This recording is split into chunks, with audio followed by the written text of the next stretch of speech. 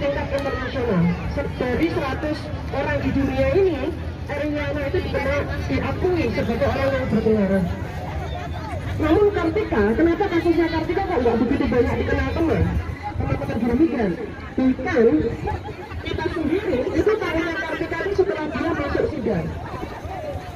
Ya, Eriana kasusnya mencuat tinggi karena organisasi JBNI itu langsung melakukan aksi untuk mengatakan bahwa Eriana korban kekerasan, majikan harus diadili, ya, dan Eriana harus mendapatkan hak-haknya.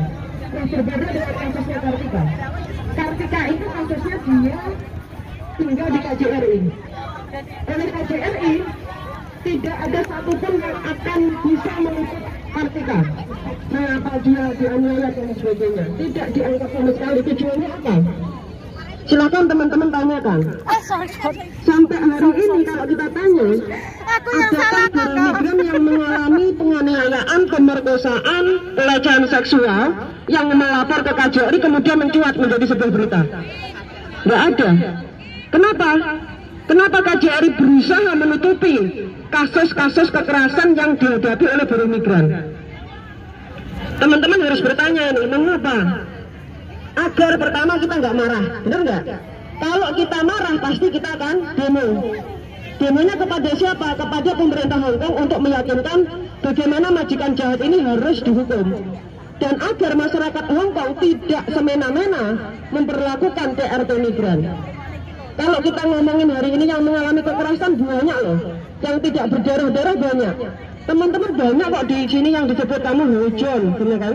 Salah kerja sedikit kamu kok tolol banget sih, kamu kok bodoh, kamu nggak bisa kerja. Banyak di antara perempuan-perempuan di sini itu bekerja sambil menangis karena selalu dianggap tidak bisa bekerja, selalu mencuri barang milik majikan dan lain sebagainya. Itu bentuk kekerasan, cuma tidak berdarah-darah. Ini aja nggak terlihat teman-teman. Nah, bagaimana dengan kasusnya teman-teman yang terluka ini? Nah, apa yang terjadi? Pertama, pemerintah Indonesia khususnya ya, itu berusaha sekeras mungkin untuk meniadakan kasus-kasus kekerasan yang terjadi. Tujuannya untuk apa?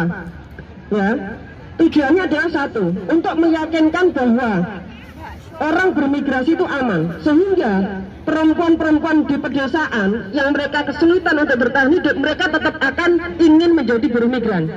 Benar nggak? Karena mereka nggak pernah mendengar kasus kekerasan dan lain sebagainya. Ataupun jika pun mereka nekat berangkat karena mereka menganggap kasusnya sudah tidak ada lagi.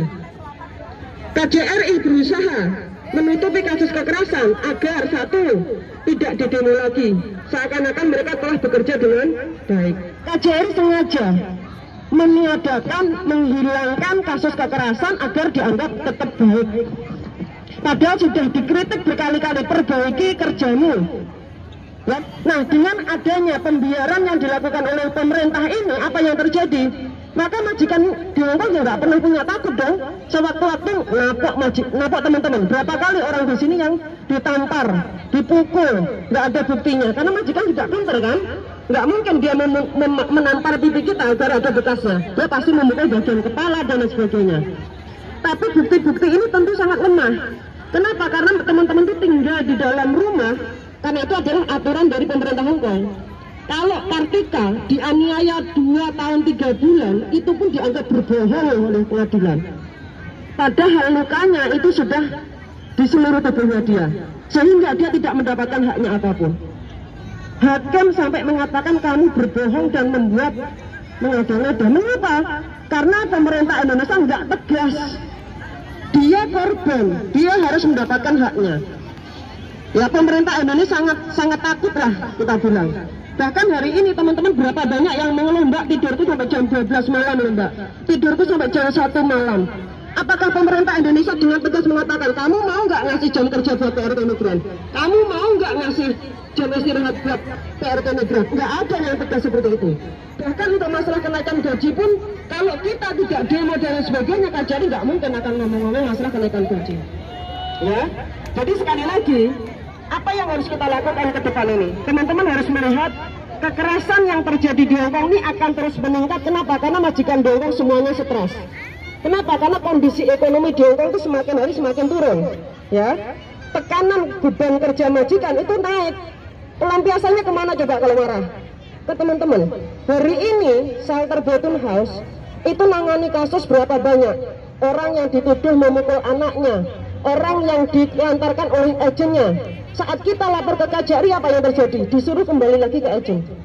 Itu yang tidak kita inginkan. Dan banyak teman-teman yang menjadi korban kekerasan, dia nggak mau bertahan hidup di Hong Kong. Kenapa? Karena pemerintah Hong Kong itu tidak pernah mengizinkan orang yang punya kasus untuk bisa segera bekerja. Bahkan hari ini pun, saat teman-teman mendapatkan majikan yang jahat, pengen memutus kontrak kerja, nggak berani. Kenapa? Karena sekali memutus kontrak kerja, maka kita harus pulang ke Indonesia. Dan harapan kita untuk bekerja itu nggak ada.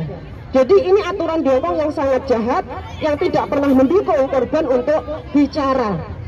Nah, apa yang harus kita tuntut? Tentu kita menuntut pemerintah Indonesia, khususnya ya, untuk meyakinkan agar perempuan-perempuan PRT migran ini yang menjadi korban kekerasan berani bicara dan menuntut, maka KJRI harus meyakinkan kamu saya lindungi. Bicaralah, kamu boleh bekerja, kamu bisa mendapatkan tempat tinggal gratis, keluargamu dapat sumbangan misalkan. Jadi saat kita nunggu kasus itu nggak khawatir keluargaku dapat kiriman dari mana, anakku siapa yang membiayai sekolah. Banyak teman-teman di sini yang akhirnya menyerahkan kasusnya. Sudahlah Mbak, aku nggak mau nunggu lama-lama. Kenapa? Aku segera pengen kerja. Ya, kenapa itu terjadi? Karena ingat, saat saya memutuskan memproses kasus saya, maka saya harus meyakinkan nggak bisa bekerja di Hong Kong untuk sampai kasus saya selesai. Nah, ini terjadi karena aturan di Hong Kong yang tidak mengizinkan orang yang berkasus itu boleh bekerja. Jadi apa yang harus kita tuntut kepada pemerintah Hong Kong? Maka aturan wajib, ya aturan kita harus dapat jam istirahat, harus dapat jam kerja, diyakinkan libur. Kalau kita bandingkan, apa bedanya Arab dan Hong Kong? Kenapa Hong Kong itu masih bisa dianggap lebih sehat dibanding Arab? Arab sama sekali nggak boleh libur. Banyak orang hilang di Arab.